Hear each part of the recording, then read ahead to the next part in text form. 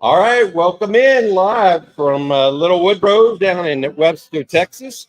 I'm Bobby Burton, joined by Jerry Hamilton on Texas football. We're here courtesy of the folks at Flight, made by Yingling, as well as Faust Distributing. Appreciate them having us here tonight. 44 hours from kickoff. Longhorns get going today, or get going in 2 days. Jerry, a lot of news going in and out today. One of the things that came up that I thought was interesting, the Longhorns find out that Anthony Hill, a young man out of Denton Ryan, will be the guy that has the helmet communication on defense at this point. Other news and notes, we are still waiting to find out who the starting wide receivers will be for the Longhorns this weekend. What's your latest news? I know we're excited also about a commitment that may be coming our way in the next 18 hours, I guess, in Jamie French. What's the latest on the recruiting front? Yeah, so Jamie French announces 8:30 East Coast time in the morning. So we'll be doing On Texas Football Live at 7:15 Central Time in the morning. I think things still lean to Texas there. Miami's making a push, as they should. If they didn't, they're not very good at their job. So they made a strong push at the end. But I think the relationships with Chris Jackson, Steve Sarkisian are strong with Jamie French and his family. Jamie's announcing on his mom's birthday, so he's son of the year in 2024. Everybody else can hack it in. And then, wide receivers will be interesting. I lean to the guys who have been there for this first game, Bobby. DeAndre Moore, Jonte Cook, and then Isaiah Vaughn, who he obviously hadn't been there, but the two guys that were there last year, DeAndre Moore and Jonte Cook, I think they're going to get walked out with the starting lineup, but I'm not sure there's really truly a starting lineup at wide receiver. I think this is going to be Sark figuring this thing out the first 4 games of the season.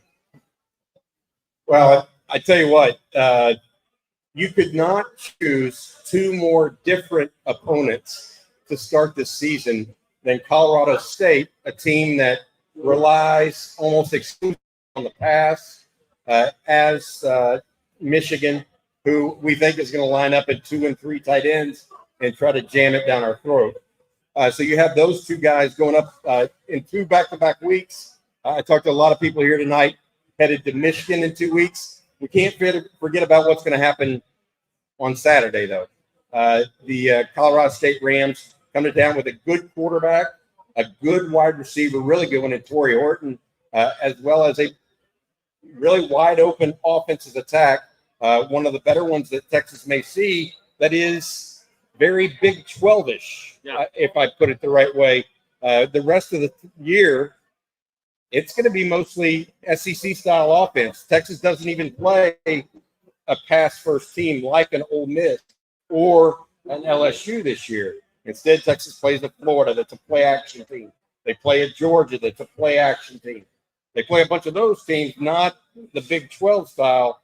And I think that's going to be interesting to watch how Texas reacts, because based on what we're hearing from camp, they are working a lot on the more traditional pro-style attack that you'll see in the SEC, as opposed to I want to call it a progeny, I guess, of Mike Leach and what they do, Jay Norvell likes to do at Colorado State. All right, we're going to take your questions today, talk a little Longhorns. We're going to have a score prediction, I think, for today. That'd be a little fun. We'll do that, Jerry. Daniel Erb's already on that. Give us a score prediction. I'm 52-20. 52-20. That would be perfect for the line, which I think today is 32.5. So I talked to somebody here earlier that said they were taking the under. We'll see what happens with that.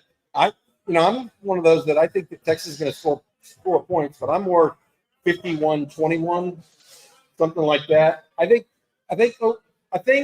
Colorado State's going to get something going in the air a little bit and maybe hit a big play or two, because we got to remember this, and Bob Shipley says this all the time. The last 2 times we've seen Texas' secondary, it ain't been good. One of them was the bowl game, and one of them was the spring game.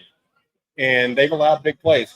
I will say, from talking to somebody close to the team, there were no long touchdowns in no long touchdowns over 50 yards in any of the scrimmages via the pass. So there was one long run, but no long passes. Maybe Texas is learning and getting better in that regard. Maybe they're just seeing and know what they're seeing every day. When you're in those guys, but we'll have to come back to that. And that being said, motivation for a secondary. When you play a passing team, an air raid team, start the season like the last outing you had, right? I mean, but the key is going to be the pass rush getting home. And it's not about Saturday for me. It's about affecting timing, down and distance, hits on quarterback. Because the key is the quarterback he's from Aledo High School, going to be a good player, threw 16 interceptions as a true freshman last year for Colorado State. The key, though, with any quarterback, I don't care how much he played, if you hit the guy early, it's going to affect his timing and his accuracy. And so it's going to be interesting for me. The edge position, I think, is the most improved on this team headed into this year, and it's going to be imperative early on that they disrupt timing because they're going to try to get the ball quick, and that'll be their game plan in the air raid offense. But you can still affect timing. If you can affect timing early, let the heat kind of take its course, and then you start hitting him in the second and third quarter. Then you start sacking him midway through the third quarter. All right, we've got some questions coming in and comments that I think are good for us to talk about a little bit. One of the subplots for Texas this season will be the pass rush. We think this is the first time since Pete Kwiatkowski's been at Texas, or Steve Sarkisian's been at Texas, where we actually think the pass rush should be a plus. Yeah. Not a even. Like last year, I thought they got better, but it wasn't necessarily a plus. It wasn't what they did. They think that might be part of their identity this year, which is a big difference. Who led the team in sacks last year? Ethan Burke and Byron Murphy at 5.5. Yeah. They're going to win people over 8 this year. That's the number that a lot of guys are shooting for. We'll see what that does and what that means, Jerry. But I go to this question and comment really from two different people here. One, Randy Jones, says that pass rush needs to show up. Eric Raspberry, wait a minute, hold on a second. Todd Lacey says the big equalizer is the pass rush that Texas generates. That split-second ability to get to the quarterback a little quicker can cause an errant throw and will make the difference with the secondary. I think that's spot on. And look, and the thing for Saturday with me is it's the depth of the edge position. You think back to the first couple of years of Sark, there wasn't depth at that position. Now you look this year, and outside of Barron Sorrell is your most consistent player as far as playing the run and generating some pass rush for his specialty, but he is a good all-around player. You had Ethan Burke in year 3, Justice Finkley backing up year 3. Now Trey Moore comes in, who's elite. Colin Simmons looks like $1 million in his uniform, and I think he's going to play close to that at times this season. And then you have Colton Boston. If he continues to stay healthy, what he can bring. So what Texas is going to be able to do as a defense this year, especially in 3 of the first 4 games, which is Colorado State, UTSA, and ULM Monroe. Michigan's going to just try to line up and power game and RPO off of it. But in those 3 games, the depth of that position, I think, is going to show up, and it's going to have the ability to wear down opponents. And what that'll do, for me, is it's going to make teams game plan against Texas differently as the season moves on. That's the biggest thing. Again, I have 39 or 40 sacks as a number this team needs this year. That's the magic number for me. If you kind of look at some of the best college football, Georgia had like 45 sacks. Clemson 1 year at 45, 46. I'm not sure Texas gets that number. But if they get to 39 or 40, that means they've affected the quarterback a lot more than that, and they've affected down and distance. And as a defensive coordinator, that's the wheelhouse you want to be in. I tell you what, somebody here that we've seen on the chat line before is actually in the audience, and he asked this question. David Rawls, Clowney got 8 as a freshman. Look for Simmons to get 6 or 7. Jerry, you've been on this train for a while. The wouldn't you be happy with 5 or 6? I mean, you guys get greedy with 7, 8. I mean, I think he's good, but come on. David Rawls, love it. I am greedy because I feel like I've seen Colin Simmons get 20 sacks in high school on my trip to Duncanville. But look, somebody send that to Colin Simmons that Clowney got 8. If David Rawls, you can make that happen. But I think Colin Simmons, the thing about the sack numbers, though, he could get 8 this year. And he could get 5 in the first 4 games, and then he'll have that 3 in the SEC play. That's the key. I mean, so I can see Simmons getting to that 8 number because the other thing he's got going for him, he's playing edge and Sam linebacker. Texas is going to be bringing him from different places as the season moves along. The other thing for him is he gets to come into the game after the starting offensive tackles have already played 8, 10, 12 snaps. He's always going to be fresh. And the guys he's going against are going to be challenged before he comes into the game. Great place to be as a freshman for Colin Simmons. What do we talk about Colin Simmons so much because and we know about him and what the Texas fan base knows about Colin Simmons. The one that they don't know as much about, but actually has more experience in college, Trey Moore. And I think it's kind of interesting. He had an injury during the spring. If it would have been game day, I would have told he would have played. And I almost wonder if Sark didn't somewhat meaningfully hold him out a little bit of that. I talked to Trey's agent about that a little bit. He was like, maybe. I think that Trey Moore is going to have an impact on this team that's more immediate, probably, than Colin Simmons. And people need to understand that doesn't mean Colin Simmons isn't going to be a good player. Just Trey Moore's a senior, basically, and has more out there. All right, before we get going, we're going to get to your question, Eric Raspberry. Jeff Fleming, you're up as well. Before we do that, I want to say thank you to our sponsor. Flight is the next generation of light beer with only 95 calories. Jerry's drinking it right now. It's an upscale designed to elevate the customer experience with more taste and just 4.2 carbs per bottle. Flight is an easy-to-drink beer with a crisp taste. Try Flight from Yingling, courtesy of our friends at Faust Distributing as well. Thanks again to Yingling and Flight for sponsoring us this evening here at Little Woodrow's down off the I-45, not far, Jerry, from where you and I grew up at all. That's good stuff. All right, let's go to Eric Raspberry. He's got a recruiting question. I saw this. Jerry, do you have any info on 5-star IMG linebacker Eric Boateng? We are supposedly getting an official visit from him. Heard he was a stud. Now, I saw him last year in person when I saw Jarrett Gibson play. A very, very good player.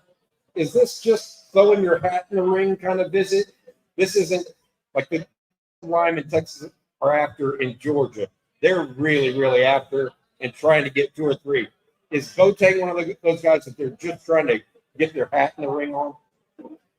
Yeah, so Nathaniel Wasu Boateng out of IMG, he's scheduled to come in for the Georgia game, as you said there at Raspberry.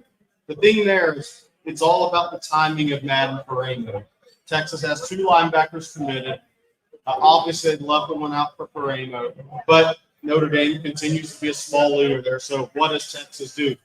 And Boateng, I'm close to somebody at IMG Academy that's pretty high from the football program, and they love his work ethic, his leadership, a lot of the same things they said about Jarrett Gibson and Jordan Johnson Rebel last year. They like about Boateng. Look, he's visited Michigan, Notre Dame.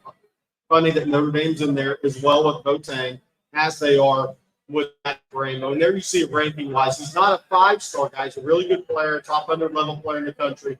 The guy that Johnny Anson has been recruiting since he's been at Texas. Didn't bring him in for a June official visit. But I think the timing of Madden Paramo, his timeline is going to matter here with this visit. If Texas starts to think they have a really good shot with Paramo, and maybe they take the lead there, you kind of wonder if that visit actually happens.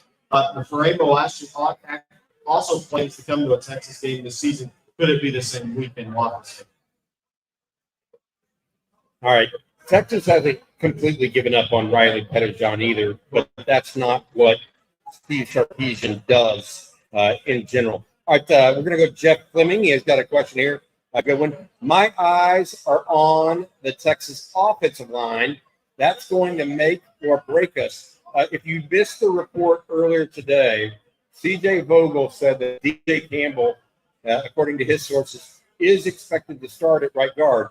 There was some question whether or not he would actually be the guy at right guard, or if Cole Hudson or Nady Umeozulu, I'm trying to say that name right, Umeozulu, is the guy at right guard. But it sounds like it's going to stay DJ Campbell heading into the year. But he got serious run. Jeff, I see what you're saying. I think that one thing could be interesting, how dominant Texas is will depend on the offensive line. Because I don't think the defensive line is going to be dominant. The Texas offensive line, though, has a chance to be dominant.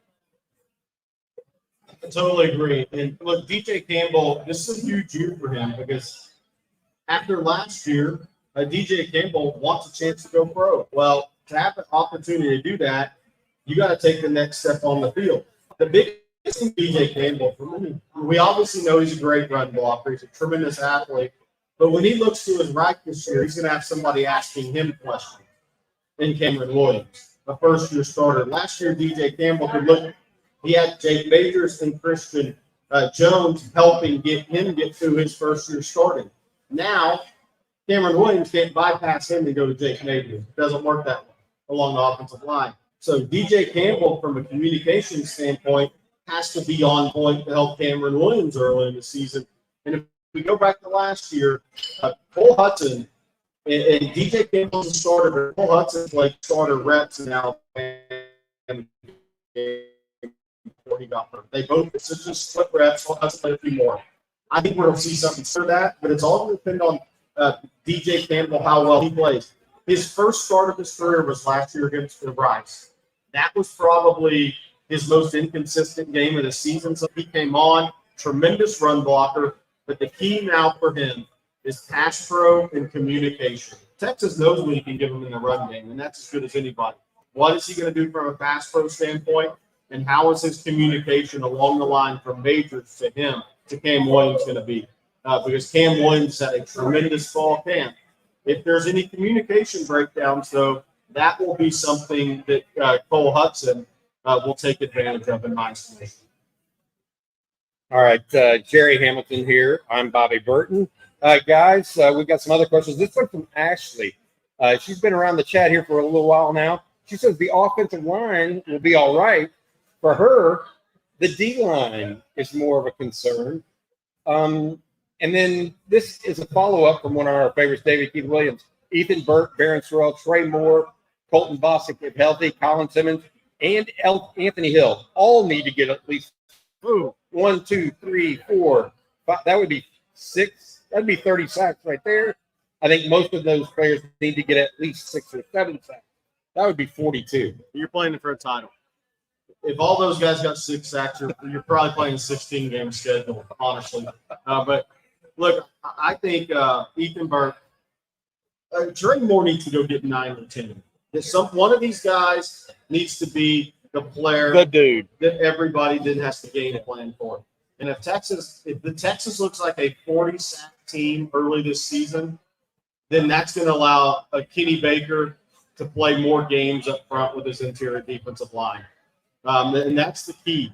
It's going to be the interior defensive line by committee. Alfred Collins is set up to have a really good year. Somebody made a prediction to me yesterday on the phone. Alfred Collins would have a really good year, and Texas will break the school record for interceptions in the season. If those things happen, Texas is probably in the playoff. So you want to talk about a bold prediction for me?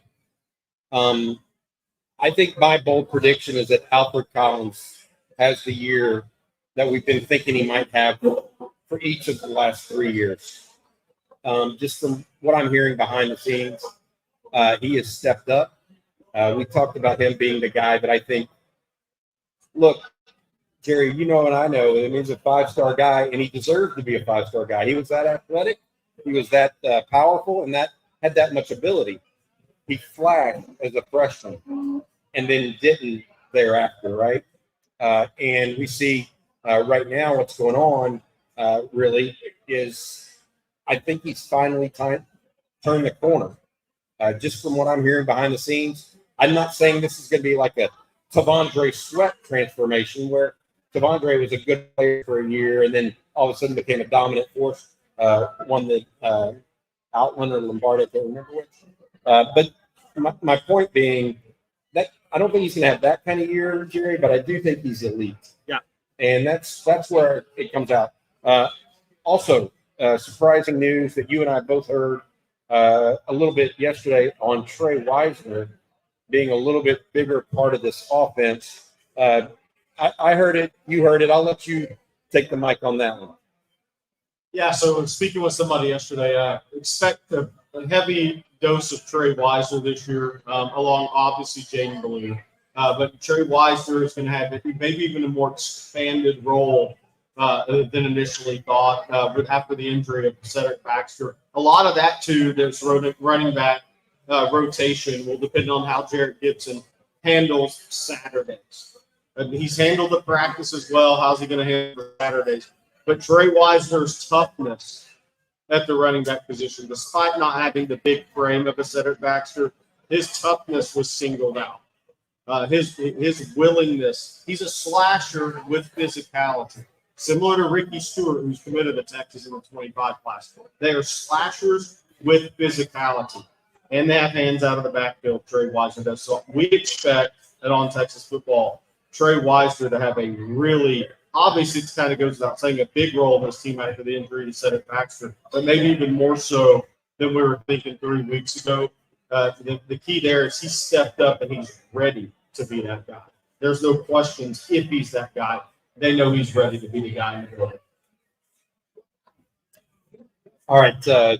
We're here at Little Woodrow's, thanks to our friends at Flight and Faust Distributing. This is On Texas Football. I'm Bobby Burton, joined by Jerry Hamilton. If you're here, make sure you see the Flight women. They are taking right now raffle tickets drawings for a free fire pit. Everybody else gets a free koozie. On Texas Football, Flight koozie. These are really well done, I got to say. I love them. Jerry, you look at what we got coming this weekend. We're going to get back into a little more talk. But tomorrow we're headed to Austin. We're going to have be at the Co-op. Then on Saturday, we're at the stadium. We have a post-game show coming up tomorrow. Or excuse me, Saturday as well. I'm going to read that in a minute from Sonny V.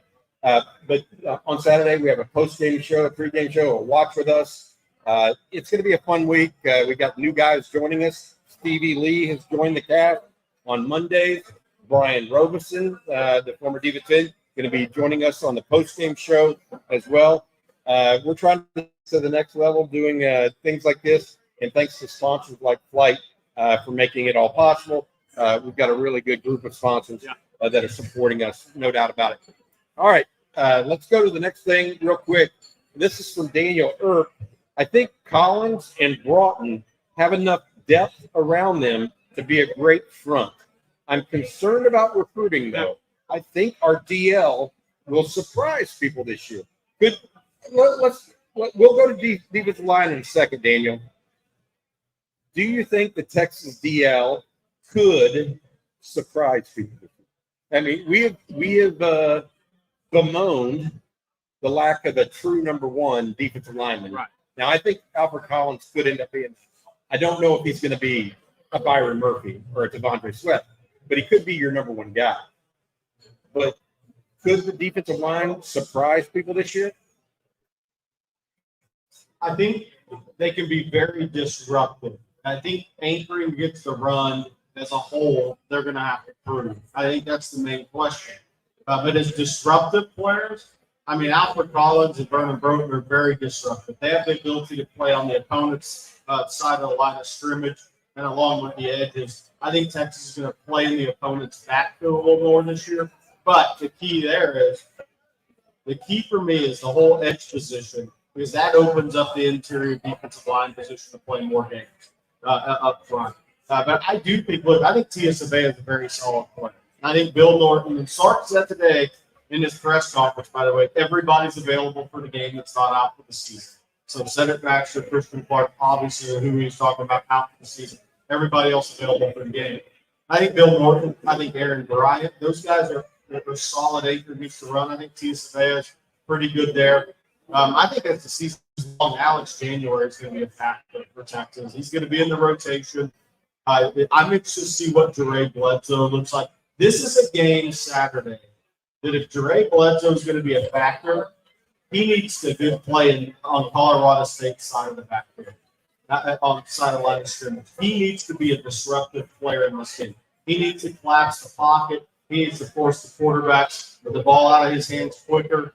If Jere Bledsoe is going to be the player, he can pick it up. Then we need to start to see that in the first 4 games of the season. I do think the depth is there. I think there's a lot of disruptive players on the defensive front, more than there are anchors against the run. And that's what's going to have to be proven out on the schedule. Because what happens against Michigan, Bobby, is going to go a long ways in how SEC teams try to attack Texas. If Texas plays well up front against Michigan, I'm here to tell you, other than Georgia, SEC teams are going to be like, that's interesting. There's not much of a drop-off like people said there was going to be. I'm all for that, by the way. I felt Texas's defense, by making teams one-dimensional last year, was huge. I thought it was terrific and really what we wanted to see. All right, a couple of comments. A UT boy here with, hey, GH, how you doing? This one, Sonny B, looking forward to purchasing Bob and Jerry's coffee and football brand coffee. Hey, why not? Yeah. I don't know what it would take. Jerry, you drink coffee? I do. You do drink coffee? Okay. I've never seen you with a cup in the morning. It's like I'm the only one drinking from the cup. 5:30 in the morning. Oh, you're already done. Yeah. You're already done by the time the coffee gets flowing for me. All right, Marcus Rawls, thank you for the super chat as well. Let's see. Which one, Jerry? Free up Todd Lacey on that. Let's talk about Niblett. Okay. Ryan Niblett. Todd Lacey. I could see Niblett taking a handoff on fly sweeps, quick screens, wide, jet sweeps as well. The other thing I want to say is Steve Sarkisian this afternoon in his press conference made darn sure, went out of his way to talk about Ryan Niblett. You noticed that as well? Yeah. What do you want to talk about with that one?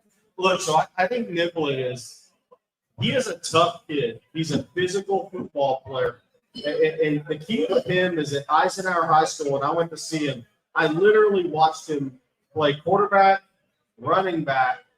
They motioned him out to play wide receiver. He did play wide receiver from the running back position. He also lined up at wide receiver. He punted, he returned punts, and he was an emergency safety. You can't do all that unless you're a physical, tough kid. Coaching staff is not going to ask him to do that much unless he's tough and physical. So while he may not have the size naturally of a running back, he has the toughness and the mentality of a running back. And I agree with Todd Lacey. I think Sark is going to look for ways, now that he's wearing 21, by the way, to incorporate him and use that 10-5 speed out of the backfield. I think we're going to see Ryan Niblett, and I'm not saying Saturday. I'm saying as the season moves along, Sark finds a way to get the ball in his hands a little bit because Texas has a ton of speed. It's the fastest team Sark's had. But there aren't many guys that run 10-5 still on that team. There's about 4, maybe 5. Those guys are going to get the ball somehow, some way as the season moves along. But he's got the toughness, the physicality, the mentality. He has welcomed the opportunity. And I think that says a lot about him. He could have hit the portal last spring. Obviously, he's a Texas wanted to stay for a reason. I think Ryan Niblett's going to start to show a little something this year. He needed developmental time. He was a raw prospect coming out of Eisenhower because of how they had to use him to win football games. But now, I expect him to, when he gets opportunities, to make plays. He made a good catch in the spring game, a sliding catch that he had to adjust to. Him sticking it out of Texas, I think it's going to prove dividends for Ryan Niblett. I forgot. We need to go back to talk about DL recruiting in a second. Yeah. But before we do that, I want to take this from Marcus Rawls because it's also recruiting related and one that you and I have actually talked about off air. In the day of NIL, is it possible, and what will it take for Texas to quote unquote dominate the state in recruiting like it did when Matt Brown was in charge? Here's what my summation, and I'll give you a go, okay? I don't think it can be done the same way it was done with Matt Brown. It could still potentially be done, just not the same way. Matt Brown did it with, hugging him around the neck and that whole thing. It's a different day and age. Not that that doesn't matter, right? Not that relationships don't matter and real, man, there we go. Not that real relationships don't matter, but actual the idea that Texas sells itself and will be the dominant player, it just doesn't. You don't buy it as easily. But I think Texas can still dominate the state in recruiting by getting the ones they want, and maybe they only want 10 to 12 or 10 to 15 instead of 25. That's a difference between in-state, out-of-state interplay there that Steve Sarkisian wants to have on the team. Yeah, so for me, I just don't see the day of dominating in-state recruiting again. And I think there's a number of reasons for it. One, more people have moved into the state of Texas. These families didn't grow up with A&M or Texas jerseys on. They just didn't. There's not as much state loyalty. And I'll tell you this, not playing the game for 12 years didn't help the state loyalty, right? Not playing the A&M Texas game. And I think the other thing is, look, Texas is a national recruiting program. So a Jackson Arnold comes out in the 23 class and goes to Oklahoma. By the way, originally from Georgia, wanted to go to Georgia. That's what I'm talking about, kids moving into the state, families, especially in the DFW and Houston areas. But Texas takes Arch Manning. So there's one top 10 ranked prospect in the state that wasn't even a possibility. Then you look at running back in that class. Reuben Owens was the top player in the state. So short choice went with Cedric Baxter. He thought Cedric Baxter, and I'm not saying he's wrong either, by the way. Both those guys had rough injury luck to play. Obviously, both out for the year. But that's two in-state guys ranked in the top 10 in Texas because they didn't even go on, even though Owens was committed to Texas prior to early in the process. So you're going to knock yourself out with 2 or 3 guys in the top 10 every year because you're a national recruiting program. Now, look at defensive line. You would have liked to got Zion Williams. He's not ranked top 10 in the state, but look at all the out-of-state guys Texas is going at that position. So I think it's going to be tough. And I always go back to this, and I know I sound like a broken record, but Kirby Smart doesn't dominate the state of Georgia because they recruit nationally. They recruit in Florida, Alabama, Texas. I mean, they took 2 top 10 players from Texas last year. So what does that mean? You're not going to get 2 picks from in-state that you could have got at Georgia at those positions. So it's going to be hard. On a really good year, Georgia will sign 6 out of the top 10 from the state. Most years they sign 3 or 4. I think if Texas signs averages 3.5 and 4 top 10 players in the state the next 3 or 4 years, that may be as close as you get. Also in the NIL day and age, it's going to be tough to dominate recruiting in the state. Oh man, I got to share this because I love it. Alan Makeda, many of Texans weren't born in Texas, but they died Texan. Yeah, I love that. I love that saying. Good one there, Alan. Good stuff. Hey, Jerry, talk about a little bit about defensive line recruiting. I was over doing the Houston lunch today at the over Specs down in what is that, Fountain View, I think. And we were talking, and they were asking me about defensive line recruiting. I'm like, look, I don't think they're done offering kids in Georgia at this point. They've already offered 3, and there may be more on the way. What other players are they really recruiting? Myron Charles is from Florida. He's obviously somebody they're still after. Yeah. What interior defensive line, though, give your real take on where they're at. One in the boat with Josiah Sharma out of Folsom, California. Yeah, so Josiah Sharma, I'm out on the limb on Texas football. He reminds me of He reminds me of Sean Rogers if he maximizes this out. So that's a big statement. We'll see where it goes. Laporte's in the house. Yeah, Laporte's in the house. So there you go, Sean Rogers. Sean Rogers will deliver in Siena. By the way, his daughter's signing with SMU in volleyball coming up here in a couple of months. We'll have him on Texas football again. But as far as D-line recruiting as a whole, I love the 3 offers that Kenny Baker just made in Georgia. I'm actually going to be on the road next week. May see a couple of those guys. We'll see how far the all part goes. But Caleb Bell out of Milton, big man. Kendrell Bell's father obviously played at Georgia in the NFL as a linebacker, 6'3", 275. The great thing about the state of Georgia D-line is I've counted 22 legitimate Power 4 defensive line prospects. Georgia can only take so many, and that means there's a lot of really good players, nationally ranked players, guys that are under-recruited, guys that are under-ranked because you can't. People in our industry don't want to rank too many defensive linemen from one state high, but there's really good players there. Myron Charles may visit for the Georgia game. We'll see if FSU will fight that the whole way. But Texas continues to do well with Myron Charles, and we'll see where that ultimately goes. He's got to get back on campus. I really believe getting these guys on campus again is key. Texas, they don't give up. Sark, we know this. Sark doesn't walk away from the 1A guys, from the 1A targets. That's Kevin Wynn, who committed to FSU closer to home. That's a big obstacle, I do think. The long-standing relationship with Odell Higgins, who's done a great job for years at FSU. But then you look into the state. Chase Sims committed to A&M out of Richmond Randall.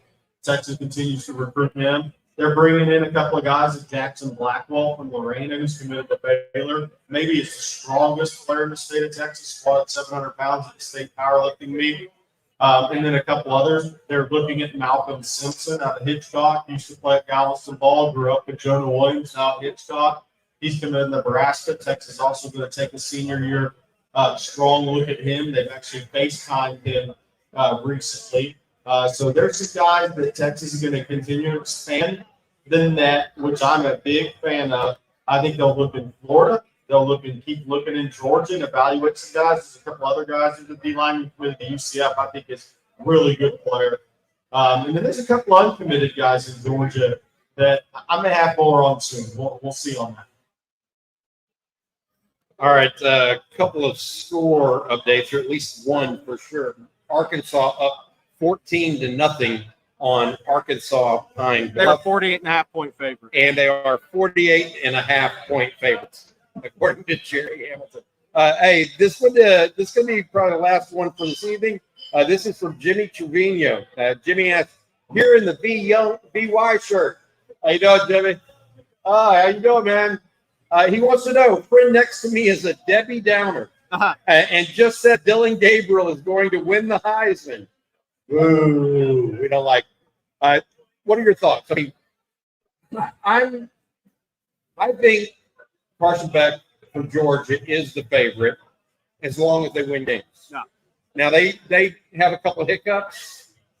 All bets are off with him. Quinn Ewers is certainly in it. Dylan Gabriel is going to be involved. Have anybody else that you just absolutely want to put in there and say, hey, this guy's got a chance? Well, the first thing I'll say to that is if Dylan Gabriel wins the Heisman and OU goes 7-5, Brent Venables may be here drinking with us this time next year. And that's the reality because he let Dylan Gabriel walk, and then he went with Jackson Arnold to the 5-star didn't transfer. We've been through that. But Jackson Arnold let it play well if Michael Hopkins is coming for his game. But as far as the Heisman, I think Travis Hunter's going to have some big games early, and Shedeur Sanders. We're going to have some big games early and get in the conversation, but then that schedule gets really tough in the Big 12. And are they going to stay healthy? Is Travis Hunter going to stay healthy? I really think early on this season with the Heisman race, what Carson Beck does against Clemson Saturday and what Quinn does against Michigan September 7th are going to drive this Heisman race early this season. Dylan Gabriel, they're going to get the ball out of his hand quick. We saw it with Bo Nix last year. Obviously, Bo Nix starting for the Broncos now. But is Dylan Gabriel going to be as successful as Bo Nix? Because Bo Nix had more arm talent to get the ball down the field. Now, Dylan Gabriel's tremendous flight out at Oregon. But his Heisman season is probably going to come down in some ways to the Ohio State game. But I really look for Carson Beck against Clemson, win against Michigan to kind of that's going to tell you where this Heisman race is going early. Both those guys have really good games and at the start of the season. Then there's going to be opponents and opportunities. I mean, look, Carson Beck has Clemson, at Alabama, at Texas, at Ole Miss. He has a schedule to go win the Heisman if he has big games in key situations on the road, a neutral against Clemson. He has a schedule to go do it because he's also going to be going up against in those games. Hey, Jalen Milroe at Bama, a Quinn a Jackson Dart. And if he walks away having the better days in those games, he's going to be the front runner, in my opinion, because that means Georgia's winning football games. Jalen Milroe's the sleeper for me because I do think Kalen DeBoer is going to maximize Jalen Milroe, whatever he can give him, even that's without an expanded playbook, the ability, he's going to put him in situations to make plays through the air to the best, to maximize and on the ground. That run, I think that Washington run game, how Kalen DeBoer uses Milroe's feet off of that run game, that pin and pull. Milroe's the sleeper. He has some big games early on DeBoer. Sanders. I think Deion's going all in on his son, trying to give him a trophy. Can I mention something else? Yep. Bobby is just looking at Max for us. And by the way, some people, I think, do we have a question? No, it was a comment. Okay, so, we have 2 Texas commits that are playing tonight. Caleb Chester, Corbin Marshall's playing against Friendswood. I told Caleb to take it easy on Friendswood because that's going to be an issue tonight. And then Jonah Williams and Galveston Ball. There you go. Ran back the opening kick against Manville. They're playing over in Alvin against Manville. Ran back the opening kick for a touchdown. So 2 Texas commitments playing on Thursday night here. It'll be interesting to see. We'll check in with Jonah later tonight and see if he's going to the Texas game Saturday. All right. I tell you what, I want to say one last thank you to our friends over at Flight. Flight is the next generation of light beer with only 95 calories. It's an upscale light beer designed to elevate your experience with more taste and just 4.2 carbs. Flight is an easy-to-drink beer with a crisp taste. Try Flight from Yingling. Bottoms up, guys. Thanks for joining us. Thanks for coming out on Texas Football. Thank you also to Fast Distributing. Y'all have a good one, guys. Take care. Thanks, Matt, and thanks, everybody, for joining.